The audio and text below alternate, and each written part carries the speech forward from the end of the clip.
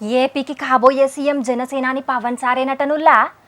అగో గిదేంది, పాంకపాటి గెలితే జగనన్న సీఎం అవుతాడు, కూటమి గెలితే బాబు సార్ సీఎం అవుతాడు, కానీ నడుమిట్లకి ఇప్పుడు పవన్ సార్ సీఎం అవుడేంది అని పరేషాన్ అవుతున్నారా? ఇగో గీ ముచ్చట చూడుండ్రి, గాయన సీఎం ఎట్లయితాడో మీకేరకైతుంది.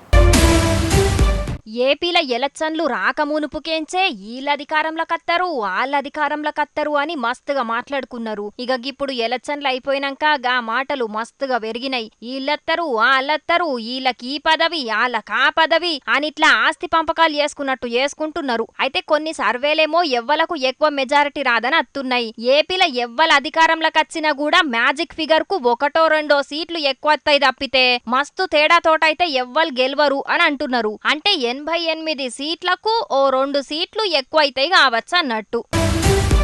ఏపీల పంక పార్టీకి గాని సైకిల్ పార్టీకి గాని 100 సీట్లకు మించత్తే ఏం కాదు గాని ఒకవేళ సెంట్రల్ పువ్వు పార్టీ మళ్ళా అధికారంలోకి వచ్చి ఏపీల సైకిల్ పార్టీకి 75 వచ్చి గిలాసా పార్టీకి 15 సీట్లు అత్తేనైతే ఏపీకి ముఖ్యమంత్రి అయ్యేదెవలు అనేది మోడీ సారే డిసైడ్ చేస్తాడు అని అంటున్నారు. పవన్ సార్నే సీఎం జయ్యుమని బాబు సార్ మీద ఒత్తిడి తెచ్చే అవకాశాలున్నాయని అంటున్నారు. 2014లో పవన్ సార్ ఎట్లయినా పోటీ చెయ్యలే కాబట్టి బాబు సారే డైరెక్ట్ సీఎం అయిండు. ఇప్పుడు తక్కువ సీట్లతోటి పోటీ చేసినా కూడా పవన్ సార్ చేసిన త్యాగానికి మంచి పదవి ఇయ్యాలని మోడీ సార్కు బగ్గనే ఉన్నదట. గందుకే ఒగాల తక్కువ సీట్లు అత్తనైతే ఖచ్చితంగా పవన్ సార్ ను సీఎం చెయ్యమని బాబు సార్ కు గట్టిగా చెప్తాడు మోడీ సారు అనే ముచ్చట్లు వినబడుతున్నాయి. ఇక మరి చూడాలే నిజంగానే పవన్ సారు సీఎం అయితడా, పవన్ సార్ ను ముంగట పెట్టుకొని పువ్వు పాటోలు ఏపీల రాజకీయాలు చేస్తారా అనేది చూద్దాం ఏమైతదో.